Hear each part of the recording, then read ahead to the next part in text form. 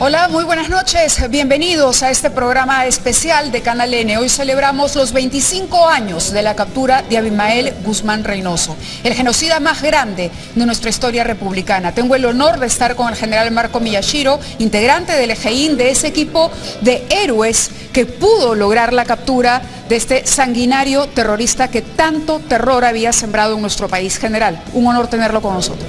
Muchas gracias, señora Mávila Huertas, y a sus órdenes para los requerimientos que necesiten. Estamos en un lugar que ustedes se preguntarán qué es este corredor estrecho con rejas, un tanto de ruido. Si ven el techo, por ejemplo, las estructuras, bueno, son los calabozos en los que se recluía, donde se internaba a los detenidos por terrorismo. ¿Qué personajes, digamos, de esta cúpula senderista estuvieron en estos ambientes, general? Casi todos. Desde el año 80 que comienza a funcionar la primera división de investigación de policía antisubversiva a cargo de la Dirección de Seguridad, posteriormente se transforma en la Dirección contra el Terrorismo.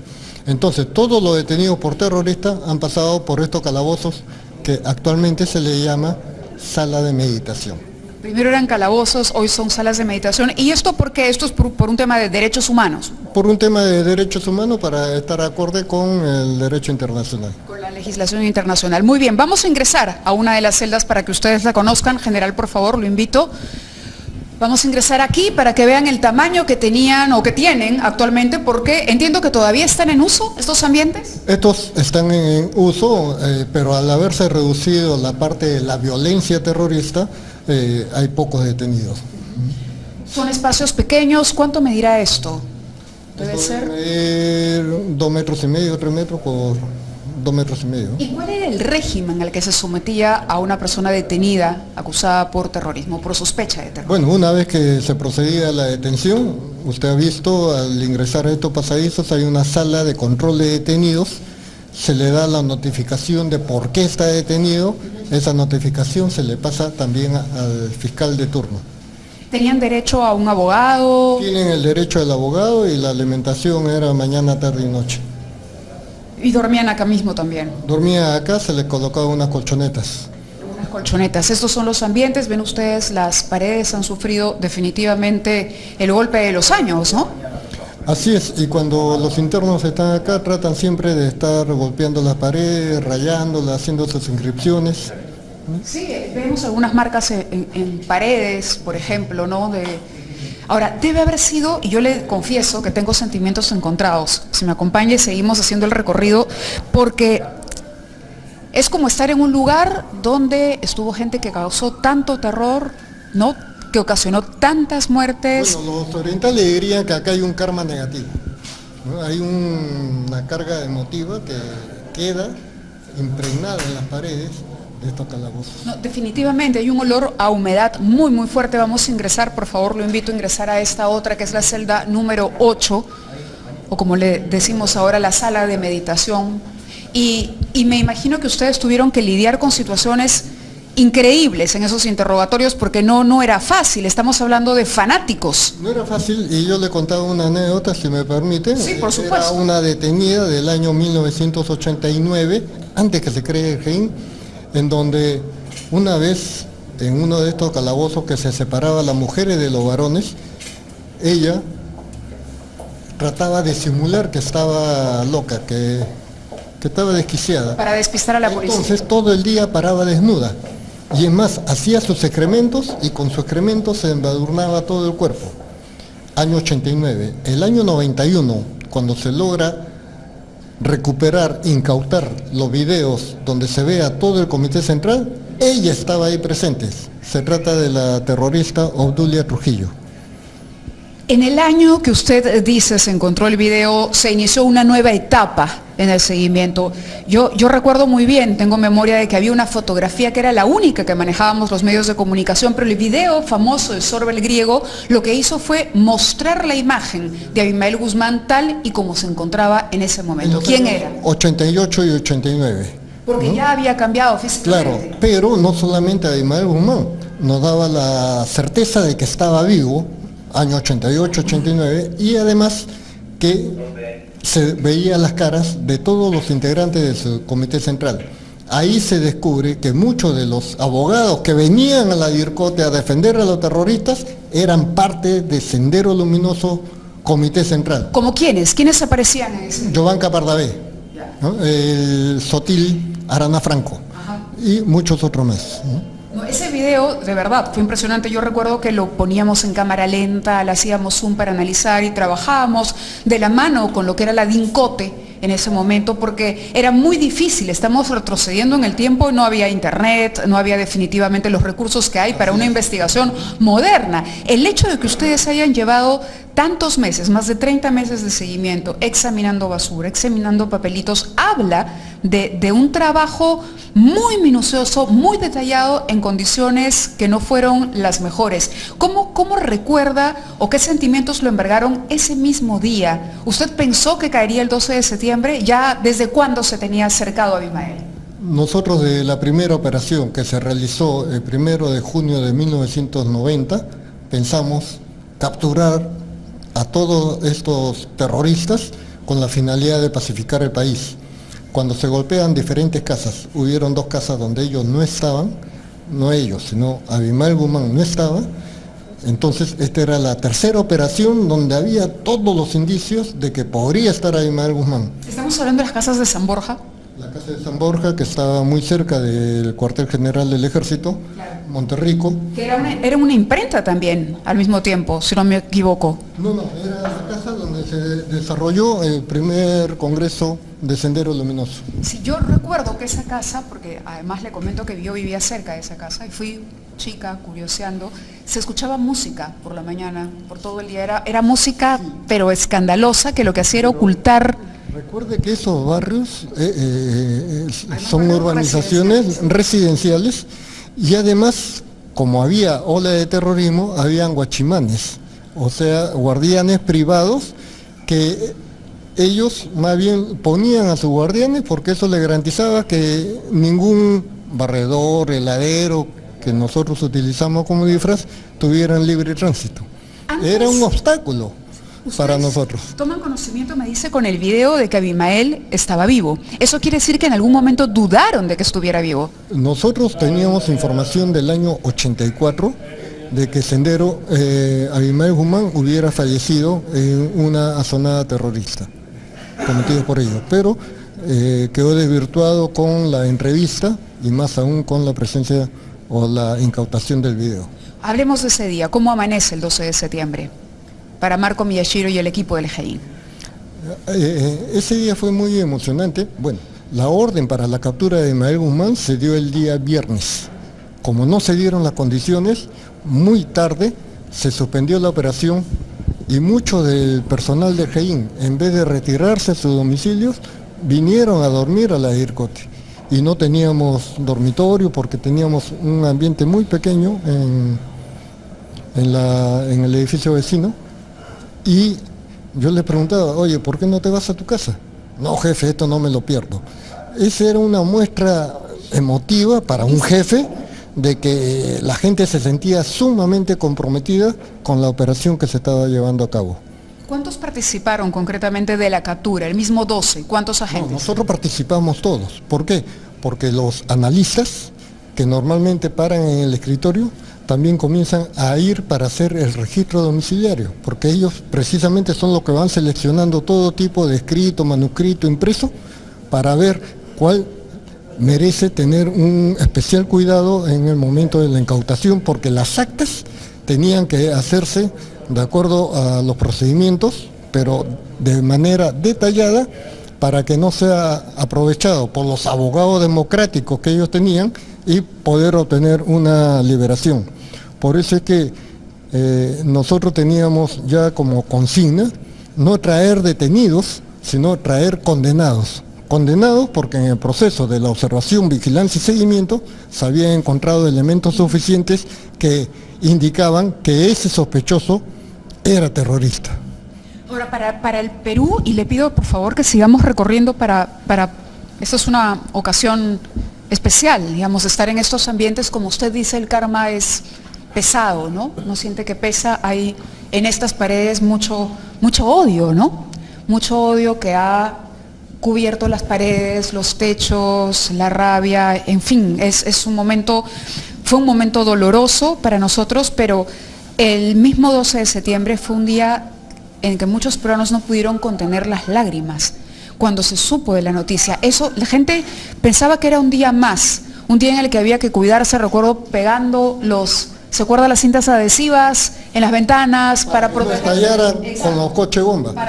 Por eso es que nosotros consideramos que esa labor fue el inicio de la pacificación del Perú, porque el desarrollo económico, el boom de la construcción, por ejemplo, ¿quién podría imaginar que se podría hacer edificios con ventanales de vidrio? En ese tiempo era algo ilógico, porque cualquier coche bomba volaban todos los vidrios. Pero en ese momento, año 92, 12 de septiembre, yo recuerdo haberle comentado a Benedicto, mañana somos primera plana en todos los periódicos. Y él me dice, así es, esto es una hazaña policial. Y ¿Estamos hablando de qué hora? ¿Qué estaban haciendo? No, cuando ya nos encontramos allá en la casa de los Sauces en Surquillo, ¿no? Y nos equivocamos porque fue noticia para todo el mes, ¿no? Porque la trascendencia que trajo esa captura era se desmoronó toda la cúpula dirigencial de la organización terrorista Sendero Luminoso. Así es, nos estaba contando antes y no quisiera robarle mucho tiempo, pero necesito conocer cómo transcurrió ese día, los sentimientos, la gente estaba desplegada, se comunicaban a través de radios. Claro, la comunicación era básicamente por la radio. Teníamos a un vigilante ubicado en una azotea de una casa vecina que era el que daba los pormenores, sobre todo la ubicación del carro naranja que estaba en la puerta. Y el momento que habíamos escogido era cuando salieran los visitantes.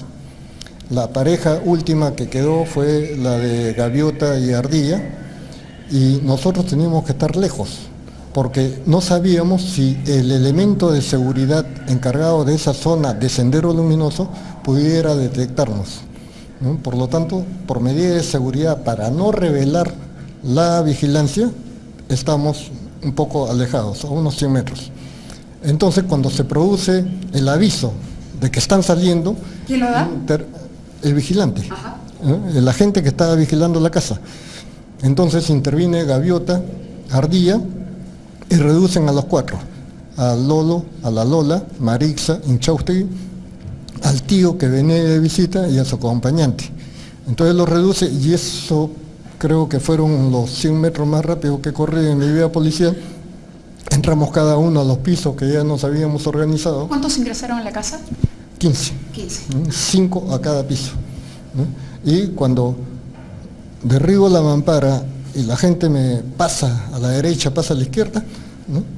Comienzo a escuchar positivo a la izquierda, positivo a la derecha, positivo para Cachetón. Pues ahí ya asumo el rol de jefe de control, ¿no? Y ya tenía que calmar a mi gente, porque en este tipo de situaciones la adrenalina sube mucho, ¿no? Y como policía que somos tenemos que ser respetuosos del procedimiento. La ventaja que teníamos era que después de la vigilancia, que es una etapa secreta, pasamos a una etapa de coordinación, y ahí es que llamamos al Ministerio Público, y luego pasamos a la tercera etapa, que ya es la etapa abierta, la de los procedimientos policiales normales que tenemos que seguir. ¿Qué se siente cuando uno ve finalmente a la presa que ha perseguido durante tanto tiempo cazada, como un ser humano cualquiera, cuando se acaba el mito de este sujeto que provocaba tanto terror en el país y de repente pasa a ser un detenido más? ¿Qué se siente cuando uno lo mira a los ojos y trata de encontrar una explicación y seguramente no la tiene? Cuando él me dice, ¿no? ¿Quiénes son? Soy el comandante Miyashiro y usted está detenido por delito de terrorismo. Acá se encuentra el fiscal provincial. Él me dice, no sabe el daño que le está haciendo a la revolución. Yo le contesto de inmediato, usted no sabe el daño que le ha hecho a mi Perú, y mejor guarde silencio porque vamos a proceder a la intervención.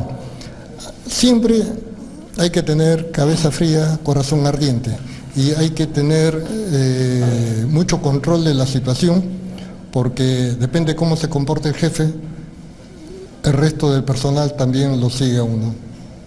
Debe haber sido muy complicado poder contenerse. Ustedes son especialistas en esto, saben, pero En fin, el ciudadano común, yo me pongo a pensar, y seguramente muchos peruanos que nos están viendo en este momento dicen, caramba, si yo lo hubiera visto enfrente no sé cómo hubiera reaccionado.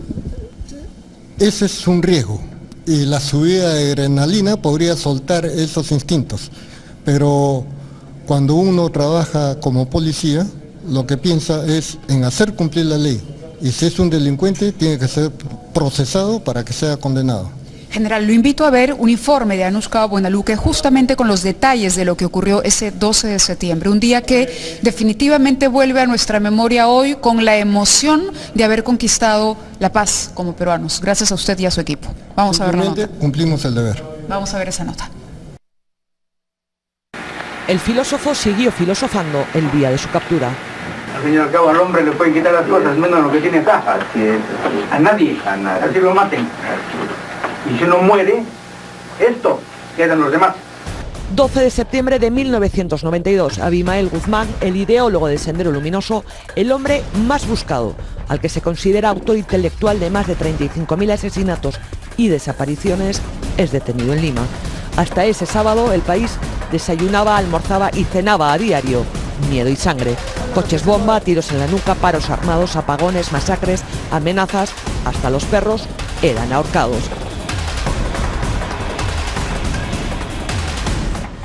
El país estaba al límite de sus fuerzas, a 1 centímetro de ser inviable. Había pasado por la aplanadora de la hiperinflación, del shock económico. No había brecha, sino abismo social. Y Sendero y sus 12 años de llamada guerra popular habían convertido el territorio en una hemorragia incontenible. Con la captura del autoproclamado presidente Gonzalo, el Perú salió del coma. Danos tu nombre completo. Abimael Guzmán Reynoso. Un poquito más fuerte. Abimael Guzmán Reynoso. Tu edad. 57 años. 12 años llevaba Sendero operando cuando fue capturado el creador de su pensamiento único. 12 años que terminaron gracias al trabajo de este grupo de jóvenes policías, comandado por los entonces mayores Benedicto Jiménez y Marco Miyashiro, los hombres y mujeres del GEIN, un grupo especial de inteligencia creado en marzo de 1990. Fueron 2 años de hacer de la paciencia y de la mística una filosofía de vida. Aplicaron la llamada inteligencia operativa, estudiaron al enemigo hasta el tuétano y se hicieron impenetrables para el resto. Gracias a sus seguimientos y análisis, hicieron detenciones estratégicas, lograron dar con la identidad de la cúpula senderista, entre ellos la del presidente Gonzalo, al que bautizaron con el irreverente y nada temeroso apodo de Cachetón. Pronto supieron que el Cachetón no combatía, no pasaba frío, ni hambre, ni caminaba por la puna. El ideólogo de la llamada guerra popular la diseñaba, la pensaba y la ordenaba, pero no la practicaba en primera persona. La detención de Luis Alberto Franco, alias Camarada Manuel, en junio de 1992 en Lima, fue vital para el GEIN, fue vital en la captura de Abimael Guzmán. Al ser detenido, el Camarada Manuel confesó que 2 meses antes se había reunido con Guzmán y con la camarada Miriam en una casa de Surquillo y que hasta ahí, dijo, lo había trasladado una joven y guapa mujer. Los policías rápidamente dieron con la casa y le pusieron nombre a la guapa mujer, Maritza Garrido Leca. Empezó la vigilancia del objetivo. En apariencia todo era normal. La bailarina vivía con su novio, el chileno arquitecto Carlos Inchaustegui, y daba clases de danza. Tanta era la normalidad que en un momento la orden fue que dejaran de vigilar la casa, pero ellos no lo hicieron, siguieron su corazonada y llegaron incluso a revisar la basura. Se recogió, por ejemplo, muestras de recetas o empaques de medicina para la psoriasis, para el estrés, para la ansiedad, algunos para enfermedades renales. Y esto pues se infería de que no vivían ahí 2 personas nada más. Les empezó a quedar claro que en la casa no solo vivía Maritza Garrido Leca y su novio. Y una noche se encendió una luz. Y de repente él anuncia que en el segundo piso se había prendido una luz. Podría haber sido un encendedor, una vela, una linterna, pero que había una luz estando los 2 supuestos únicos ocupantes en la azotea. Rondando las 8 de la noche empezó la operación. En primera línea 4 agentes que intervinieron a Maritza Garrido Leca y a su pareja cuando se estaban despidiendo de una visita. Observo que una mujer me trata de cerrar la mampara que mantenía oculto el acceso a la segunda planta. Me cojo de la baranda, me lanzo contra la mampara, esta cae y siento que la gente pasa por encima mío y a la vez, al incursionar en las diferentes habitaciones, positivo para el cachetón. Cuando Guzmán fue detenido, ellos habían terminado de llevar a cabo una sesión plenaria, la tercera sesión plenaria después del primer congreso, donde habían planificado un plan de 4 años. Había calculado que en el 2000 debía capturar el poder. Los hombres y mujeres del GEIN derrotaron al líder de la llamada Guerra Popular sin disparar un solo tiro. Se llamó Operación Victoria. No podía tener otro nombre.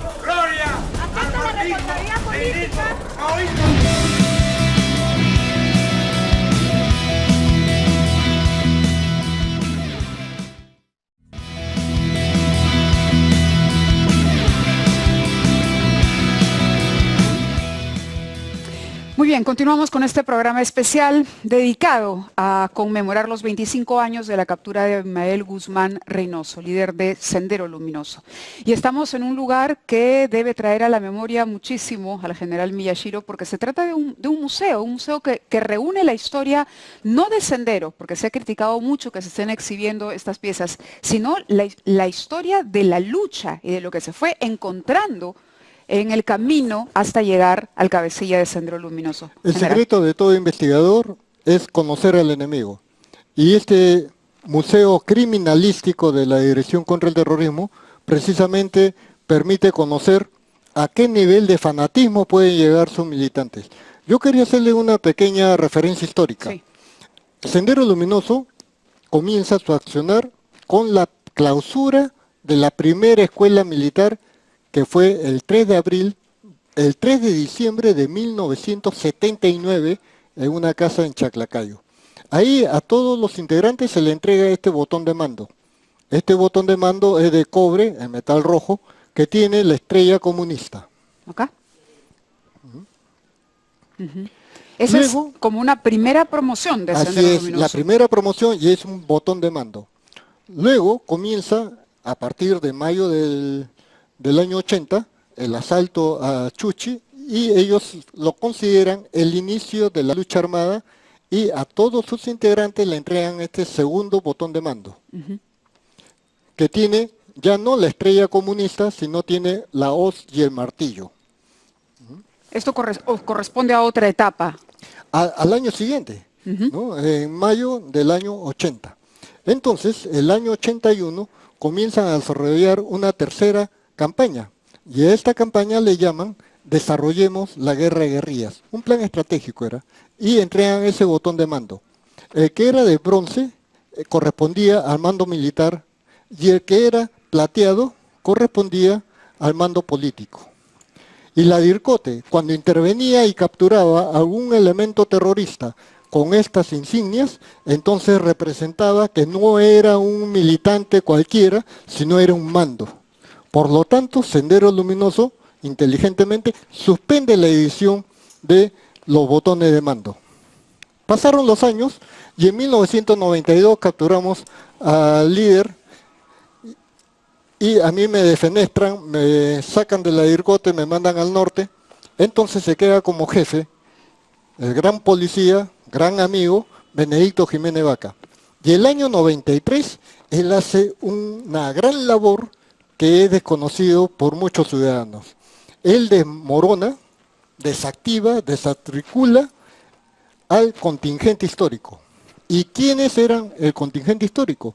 Eran los encargados de rescatar con vida a Abimael Guzmán cuando sea trasladado a algún lugar, sea a una clínica, sea del frontón al penal de la base naval, pero con la condición de que cada uno del contingente histórico iba a tener este último botón de mando de Sendero Luminoso.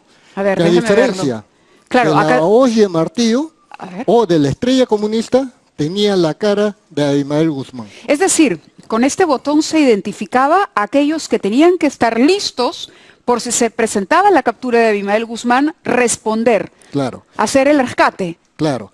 Y Benedicto Jiménez logra desmontar todo ese plan y los incauta antes que se ejecute. Y no hay una mayor satisfacción del deber cumplido que haber descubierto un plan que no se lleva a cabo. ¿Por qué? Porque se alertó a todas las autoridades y se tomaron las previsiones para que ello no ocurra. ¿Cuántos eran parte de este contingente? 200 senderistas. 200 senderistas. Que pudieron haber llegado, si no se desarticulaba ese operativo, Pudieron haber llegado acá ese a la Vincote y pudieron haber intentado rescatarlo no aquí. No a la Vincote, sino, o era a nivel de juzgado o a nivel de la base naval.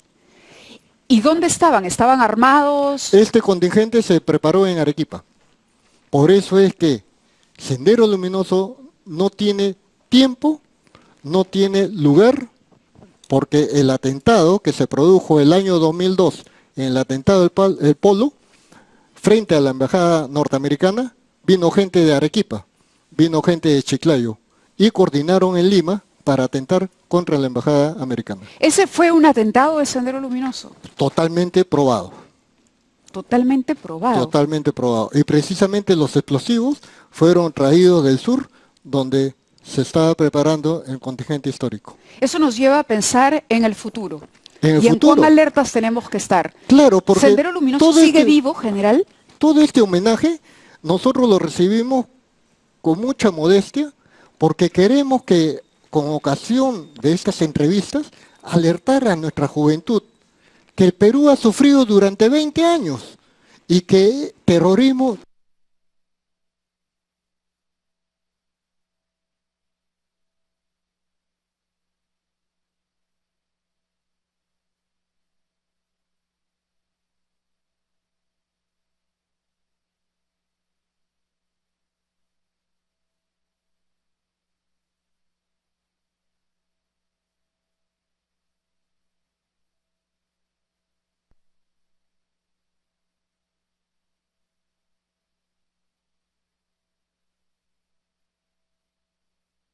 e incendió el local de la Municipalidad de San Martín de Porras.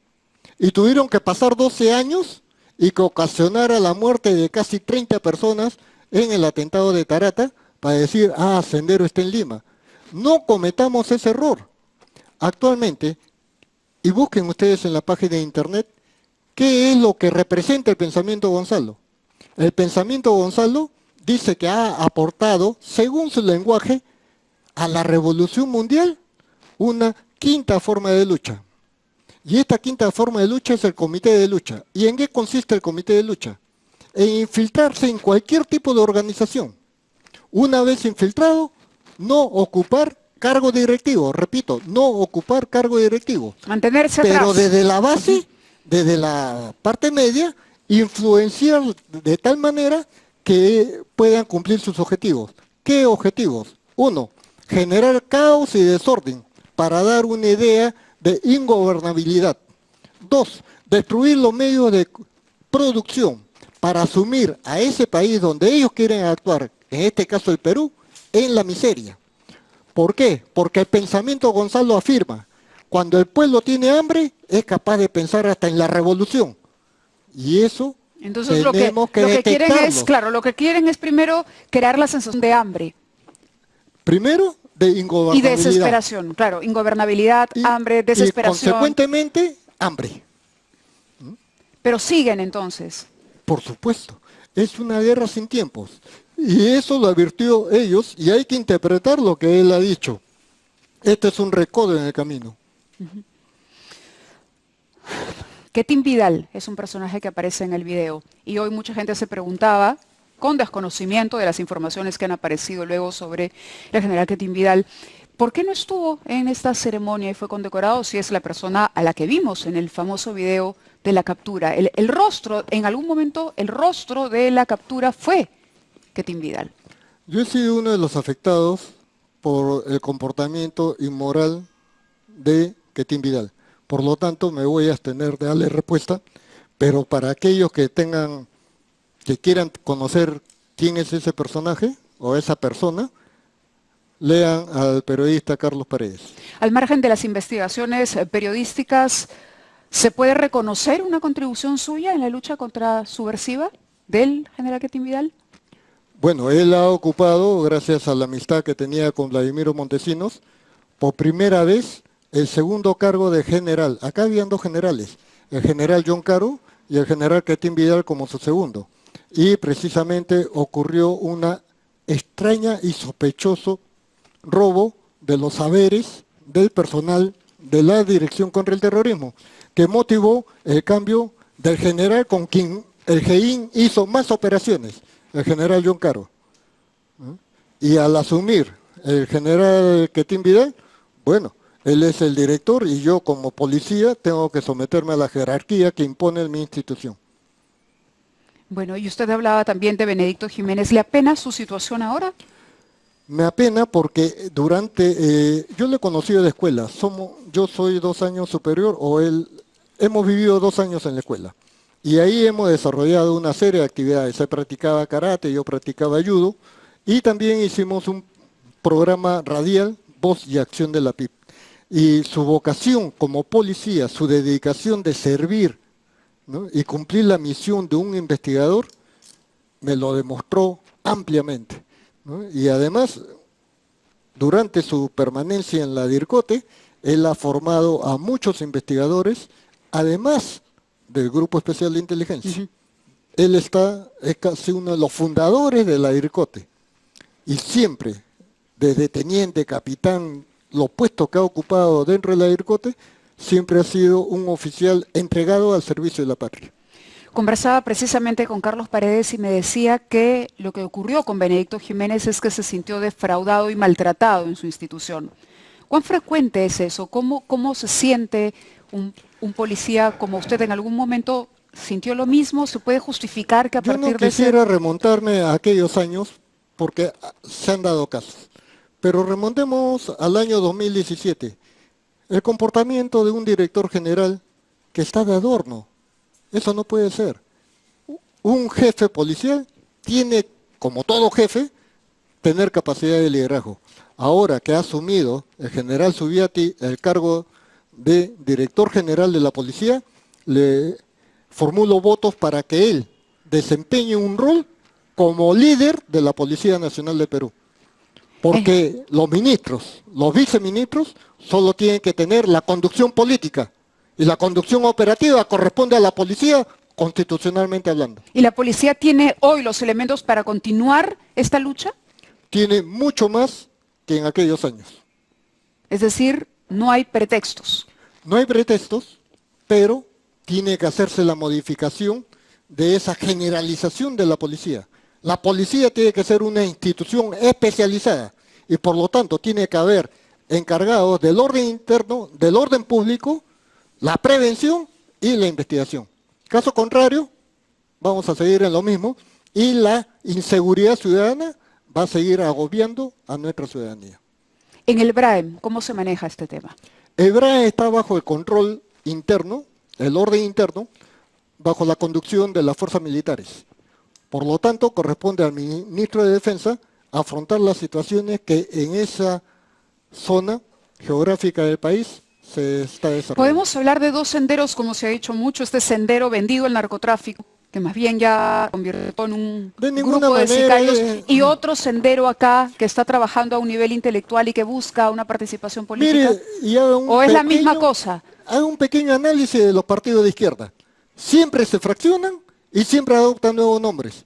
Entonces, estos terroristas que están en el BRAEM, dedicados también al tráfico ilícito de drogas, ¿no?, lo que buscan es la subvención de las drogas para financiar las actividades que están haciendo a través de los comités de lucha en las ciudades de Lima. Es decir, en Lima opera gente financiada por dinero que llega del BRAEM. Por supuesto, y no solamente en Lima, en las localidades vecinas a BRAEM, los terroristas, con el dinero obtenido del tráfico ilícito de drogas, están subvencionando también elecciones para que las autoridades locales estén a favor del desarrollo del tráfico ilícito de drogas. Pero es más, ¿por qué no son traficantes de drogas? Porque ninguna organización dedicada al tráfico ilícito de drogas se dedica a criar niños, los llamados pioneritos, armados bajo una doctrina maoísta. Entonces eso de que se sigan a Abimael o no sigan a Abimael, puro cuento. Porque cuando estén organizados en las ciudades y tengan un contingente, y eso es lo que queremos evitar, que nuestra juventud no siga ese maléfico pensamiento, Gonzalo, a esos apóstoles del demonio, no lo sigan. Porque una vez que ellos consigan ese objetivo, simplemente, como ocurrió en la década del 80, dan el gran salto y otra vez el Perú sumido en la crisis económica, la crisis. ¿Se está generalizada. reclutando niños hoy? Actualmente hay niños que son criados en Hebraín bajo la doctrina maoísta. ¿Y es imposible intervenir esos grupos? No es imposible, es cuestión de utilizar la inteligencia, porque ellos también tienen una serie de conexiones, porque no solamente permanecen enclaustrados. Sí, la rata se encuentra en su madriguera, hay que generar con inteligencia cómo obligar a la rata de que salga de su madriguera para capturarla. Para poder capturarla. Le agradezco mucho la entrevista, General Miyashiro. Nosotros tenemos también una nota que habla sobre Abimael Guzmán. ¿Quién es Abimael Guzmán? ¿Quién es Abimael Guzmán, si le pregunto al General Miyashiro? Abimael Guzmán es un apóstol del demonio que ha generado una corriente ideológica que ha impregnado y ha fanatizado a muchos jóvenes. En el caso, por ejemplo, de Maritza Garrido Leca, una mujer que tiene esas cualidades artísticas, cómo se ha desperdiciado por seguir ese maldito pensamiento, Gonzalo. Elena Iparraguirre, la salida pronta de Marta Huatay. Vienen tantos nombres a la memoria porque desde la prensa, y justo lo decíamos en medio de la entrevista, mientras cambiábamos de locación, también fue complicado poder cubrirlos. Los elementos eran pocos para poder nosotros, y claro, ustedes guardaban la discreción debida para mantener los operativos, ¿no? Bajo control. Pero experiencias hay muchas, de muchos periodistas que cubriendo también murieron claro. en esto, del horror de las amenazas.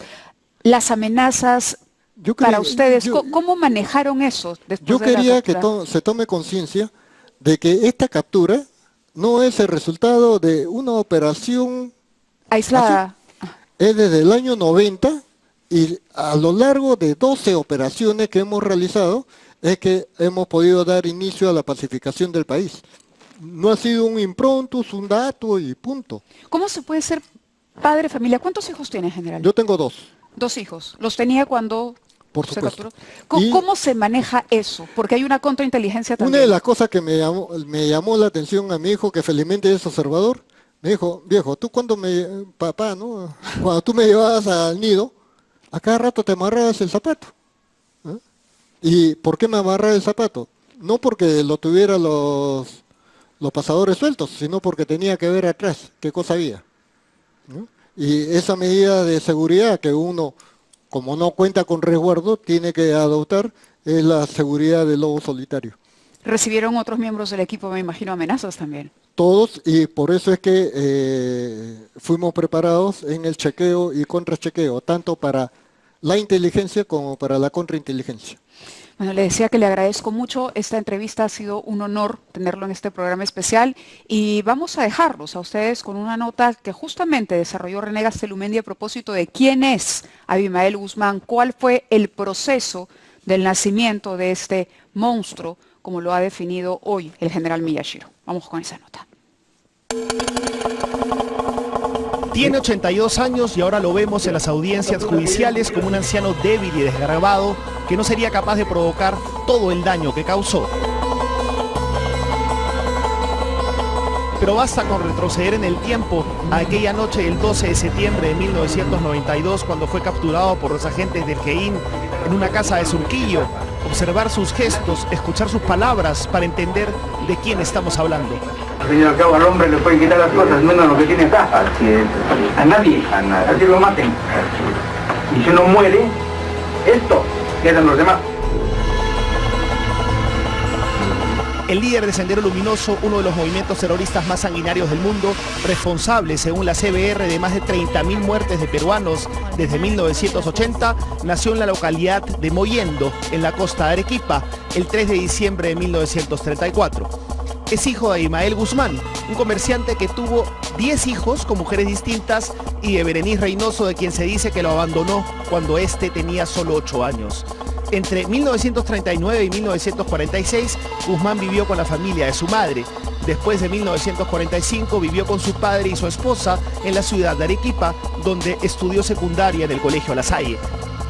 Siempre fue errante, forastero en un lugar y otro. Sobreviviente. Sobreviviente también.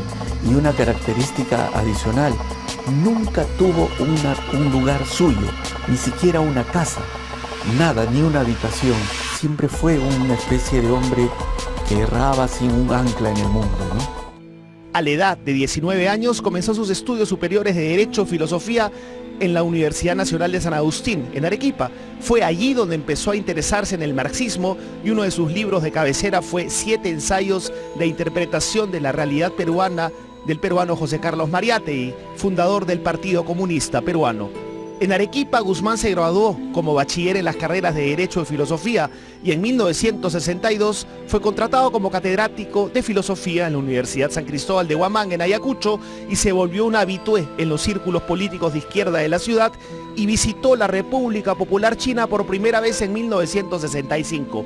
Aquel viaje a la China de Mao le cambió la vida porque radicalizó su pensamiento e importó la lucha armada. En China fueron instruidos en cómo hacer explosivos, cómo hacer emboscadas, cómo utilizar armas, y ahí está el origen. Cómo ser terroristas. Y ahí está el origen, por ejemplo, de los coches bomba y de todos los atentados. Incluso hay una parte en la que señala y dice: nos enseñaron que con imaginación cualquier cosa puede explosionar. Entonces uno se puede pensar y mira la historia y encuentras los burros bomba, los niños bomba, los triciclos bomba y toda esa cosa atroz que hubo, ¿no? Luego Guzmán dejó la Universidad de Huamanga a mediados de la década del 60, y fue entonces que entró a la clandestinidad y se convirtió en el líder de una facción del Partido Comunista Peruano, del que se desprendió el nombre de Sendero Luminoso en honor a una frase de Mariátegui. Adoptó el alias de Presidente Gonzalo y comenzó a abogar por una revolución maoísta dirigida por los campesinos. Sus seguidores peruanos declaran que Guzmán era la cuarta espada del comunismo después de Karl Marx, Lenin y Mao Zedong. Y de ahí en adelante está su llegada a Ayacucho, cómo empieza a formar Sendero y cómo en 18 años, del año 62 al 80, logra armar esta organización con la cual quiere además replicar la revolución china, porque tenía como un ídolo a Mao. En sus inicios, Sendero Luminoso se redujo a círculos académicos en las universidades peruanas. Sin embargo, a finales de la década del 70, el movimiento se convirtió en un grupo subversivo centrado en Ayacucho, y el 17 de mayo de 1980, el grupo lanzó su guerra contra el Estado peruano, quemando papeletas electorales en Chuxi, un distrito cercano a Ayacucho, con el propósito de irrumpir las primeras elecciones democráticas que se celebraban en el Perú desde 1963. Este es considerado el primer atentado de Sendero Luminoso. Eran los tiempos en que estaba Abimael Guzmán casado con la profesora ayacuchana Augusta Latorre, quien lo ayudó en la creación de Sendero Luminoso, y estuvo con él hasta 1988, cuando murió en circunstancias aún no esclarecidas y fue reemplazada como esposa de Guzmán y como número 2 de Sendero por Elena Albertina Iparraguirre Reboredo, la camarada Miriam, con quien luego sería capturado. Antes, Sendero Luminoso reclutó miles de miembros y creció hasta llegar a controlar vastos territorios rurales en el centro y sur del país, llegando a tener presencia incluso en áreas cercanas a Lima, en donde perpetraron numerosos ataques terroristas, siendo, según la CBR, responsable de la muerte de más de 30.000 personas. El 13 de octubre del 2006, en un nuevo juicio, Abimael Guzmán fue sentenciado a cadena perpetua y pasa sus días en una prisión de la base naval del Callao.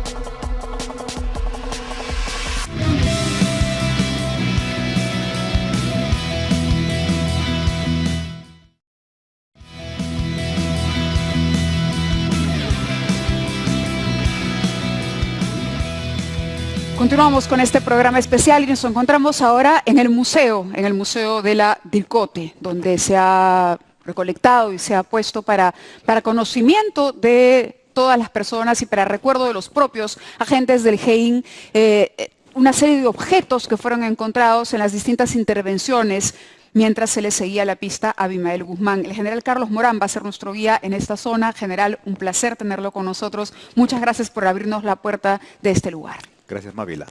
Y hemos empezado aquí porque esto nos trae tan malos recuerdos, pero es importante verlo, sí, conocerlo, aprenderlo, Estamos técnicamente esto se llama sala de exhibición de objetos incautados.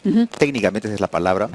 Estamos acá visualizando artefactos explosivos artesanales que fueron construidos por los delincuentes terroristas para perpetrar sus acciones, ¿no?, contra la policía, la Fuerza Armada, bueno, en el curso de la guerra de terror que desarrollaron contra el Estado peruano en la década de los 80. Se hablaba mucho de explosivos que hacían los propios terroristas. Sí, claro.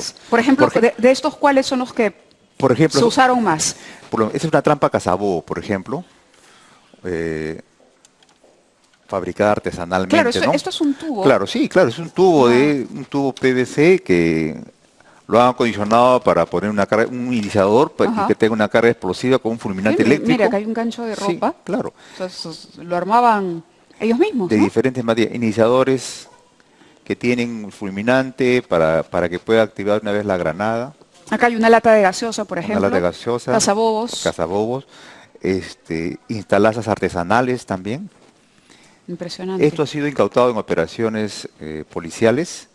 Una carga explosiva reforzada con una iniciación eléctrica, y esto respondía pues al ingenio del terrorista para poder activar un ataque mortífero contra las fuerzas policiales o la Fuerza Armada. Bueno, hay una réplica ahí, a ver si la cámara nos acompaña, y ustedes giren detrás.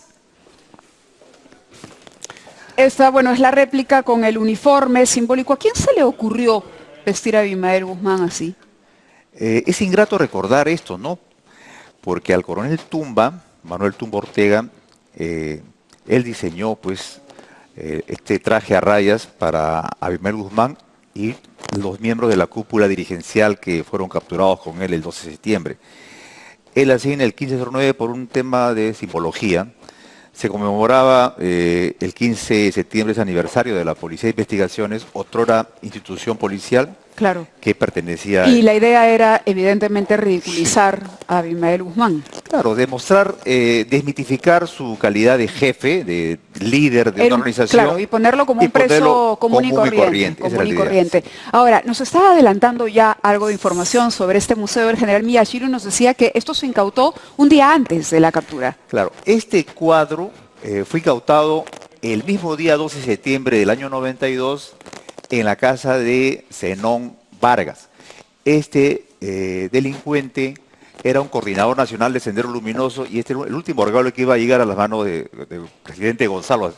Todo esto que está acá, Mávila, ha sido producto de incautaciones que ha hecho el GEIN a lo largo de 2 años. En intervenciones que hicieron en la casa de... Le pido que se acerque porque quisiera que la cámara, y perdónenme la interrupción, nos muestre, estos son los objetos personales de Abimael Guzmán. Sí. Es un poco complicado poder mostrarlos porque esto está cerrado, no se puede abrir la vitrina, pero si la cámara de repente con un poco de pericia nos puede mostrar los anteojos de Guzmán, ¿no? Y hay incluso un estuche de Ray-Ban ahí al fondo. Sí. ¿No? Que, bueno, usted me contará. Claro, estos objetos personales fueron incautados el 1 de junio de 1990 en la primera casa que se intervino a Abimael Guzmán. Fue una operación que tuvo mucha connotación para nosotros porque permitió descubrir la estructura orgánica de Sendero Luminoso y determinar que por lo menos una persona usaba estos lentes, y lo que fueron capturados alrededor de ese inmueble eran dirigentes nacionales de Sendero Luminoso. Así es. Bueno, y acá hay algunos objetos que le pertenecen a Augusta Latorre, la primera esposa de Abimael Guzmán. Efectivamente, esos son objetos personales de ella.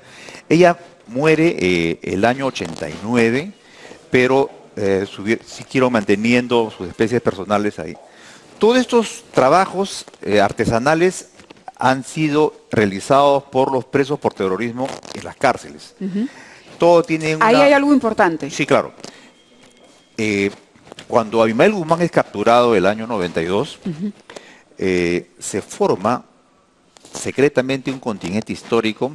Del que hablaba el general Miyashiro, Claro. este que iba a rescatar Claro. a Abimael en caso fuese capturado. Y estas son las, bueno, los broches. Ese es un galardón que le iban a entregar a todos los individuos que participaran en el rescate de su presidente Gonzalo. Que estaban en Arequipa, según nos sí, dice el general claro, Miyashiro. esos fueron- Ahora, ¿y dónde encontraron esto? En la intervención policial que el GEIN del año 93 que hace. Entonces fueron intervenidos y se pudo desactivar este plan de rescate de Abimael Guzmán desde la base penal. Iba a ser una misión suicida, pero pretendían realizarlo. Pues. Claro, a ver si la cámara me ayuda, no sé si cómo se verá, pero son estos broches con el rostro de Abimael Guzmán, Exactamente. de color plateado. ¿De qué material están hechos? No es material, no es de Latón. plata. Sí, latón, es latón. No, es pero latón. para ellos tiene un bastante componente Claro, simbólico. Sí, claro. Es eso, un símbolo, ¿no? Sí, Un exactamente. símbolo. Y bueno, acá vemos otros objetos. Esta es una estrella, una mochila del partido. Esta es la estrella del Partido Comunista. En fin, una serie de objetos que han ido ustedes. Todos esos trabajos son hechos en las cárceles. Y cuando la gente critica que esto se tenga y en fin, que parezca una especie de homenaje o propaganda senderista, ¿qué piensa usted? Todas estas cosas, esta es una sala de exhibición de objetos incautados, todo está inventariado, han sido parte de un proceso judicial, se han incorporado a un expediente judicial y acá está en calidad de custodia nada más. Nosotros no decidimos esto al público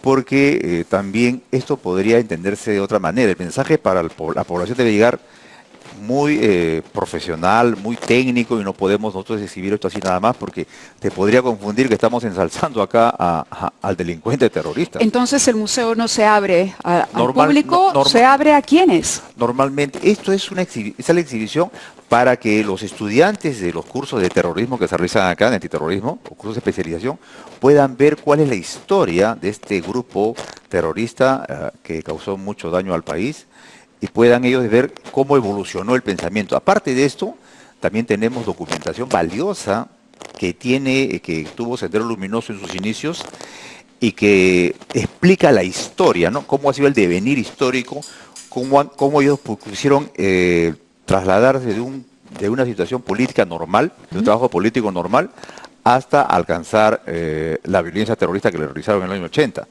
Es interesante ver la documentación porque esto de acá debe ser estudiado por los oficiales policías que trabajan en esta unidad especializada y también por la Fuerza Armada para que conozcan cómo funcionó esta maquinaria de terror, cómo se organizaron, cómo difundieron sus pensamientos a nivel nacional, cómo trabajaron a nivel de comités regionales en todo el país. Sendero Luminoso dividió el país en comités regionales y en comités zonales y también en trabajo de aparatos centrales en Lima. Todo esto fue incautado por el GEIN y permitió mostrarles a todos cómo pensaban ellos y lo más importante, cómo el culto a la personalidad. Mira, el culto a la personalidad era tan manifiesto de que este personaje era comparado pues con los grandes pensadores del comunismo internacional. Estaba a la par de Marx, de Lenin, de Mao.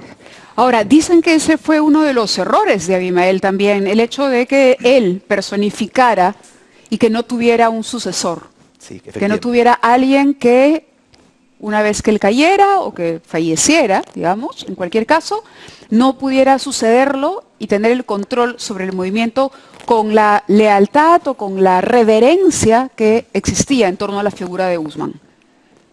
Casualmente, cuando se analiza la documentación senderista, se ve que siempre tuvo problemas con Feliciano, problemas de competencia por la conducción de la organización. Competencia. Sí, competencia. O sea, una competencia, pero artera. Brutal, entre Feliciano y Abimael Guzmán. Claro, porque eso está plasmado en la documentación que hemos incautado nosotros.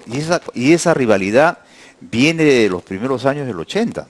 Y se profundiza más a partir del 90. Y con su caída de él desconoce, Feliciano desconoce su dirección de Guzmán. Y lo critica. Y esto pues se pone de manifiesto con estos documentos que tenemos acá. Antes de que nos gane el tiempo, y le pido que se ponga aquí para que la cámara nos vea y podamos seguir apreciando parte de lo que es, de los objetos que se tiene en este ambiente. A nivel personal, ¿Qué reflexión puede compartir con la gente que nos está viendo? Quedan pocos minutos para acabar el programa. ¿Qué significó para usted ser parte de este equipo? ¿Y qué le gustaría que la gente sepa que aún no sabe acerca de Sendero Luminoso y la lucha de los policías por la captura de Abimael Guzmán? Bueno, a nivel personal, para mí, pertenecer al GEIN ha sido una satisfacción profesional.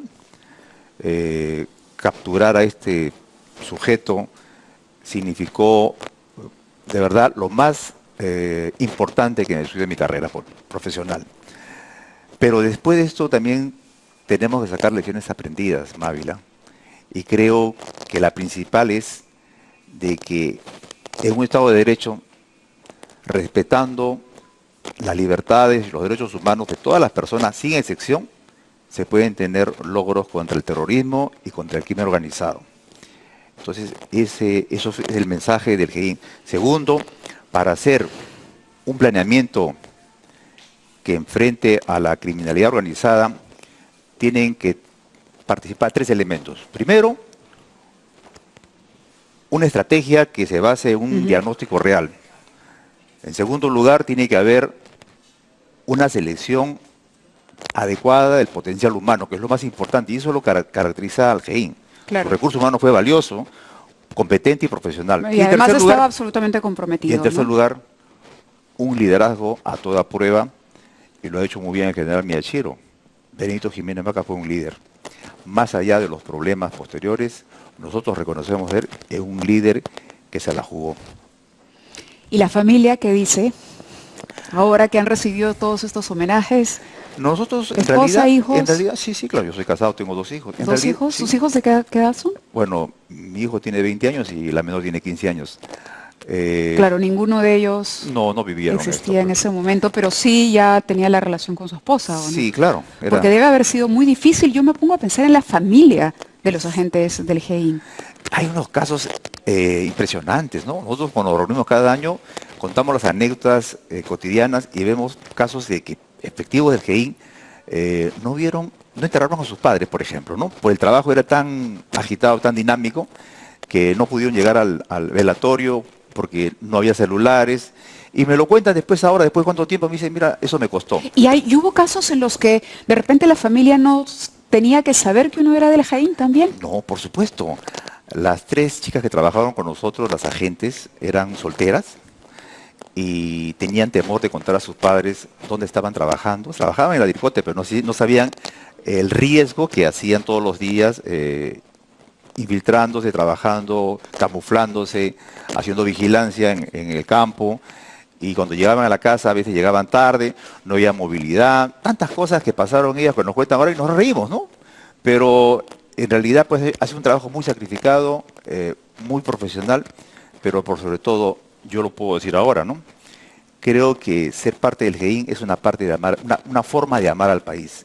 Y el amor al país se pone en manifiesto en este trabajo que se hizo hace 25 años, y del cual nos llena de orgullo y satisfacción. Y si algo sirvió para la pacificación del país, para la alegría de los peruanos, estamos doblemente satisfechos. ¿Qué se siente? Ahora los hemos visto en el Congreso, los hemos visto en Palacio de Gobierno, todo el mundo los aplaude, les dicen héroes de la democracia. ¿Cuál es el proceso interior? ¿Qué cambia? ¿Hay algo que cambia en uno después? Yo creo de que tanto tiempo. Somos seres humanos. Lo único que te puedo decir ahora que estamos tan futboleros, ¿no? Es como jugar una final, ¿no? Pero con un rival que no lo conocemos. Es como si fuéramos ahorita, vamos a Argentina, ¿no? Argentina, y nos clasificamos al Mundial y le ganamos a Argentina en su casa. Imagínense, así, ese sentimiento sentimos nosotros cuando capturamos a Guzmán. Una alegría inmensa. Y 25 años después, ¿qué se siente cuando uno recibe todos estos halagos? Te dije, satisfacción personal, un orgullo interno, pero eso lo tomamos con mucha humildad. Nosotros pisamos tierra, somos seres humanos. Quisiéramos que las generaciones de peruanos nos recuerden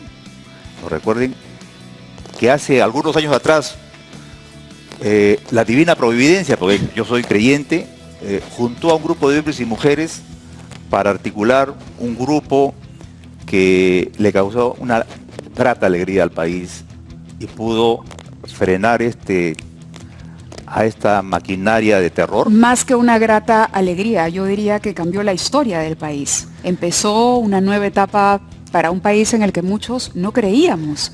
Jóvenes queríamos salir del país, buscar un futuro fuera, nuestros padres hacían esfuerzos por enviarnos a estudiar fuera, adolescencias que no vieron lo que era una fiesta, estudiando con velas, apagones, en fin. Le quiero agradecer en nombre de todos los peruanos, a usted, al general Miyashiro y a todo el equipo del GEIN que trabajó y que hizo posible esta gesta histórica. De verdad, ha sido un honor poder conocerlo el día de hoy, poder recorrer estos ambientes y no nos queda sino el agradecimiento eterno y mirar hacia adelante confiando en que el terrorismo nunca más hará presa de nuestro país. Gracias, Manuela. Muy buenas noches. Buenas noches. Buenas noches, amigos.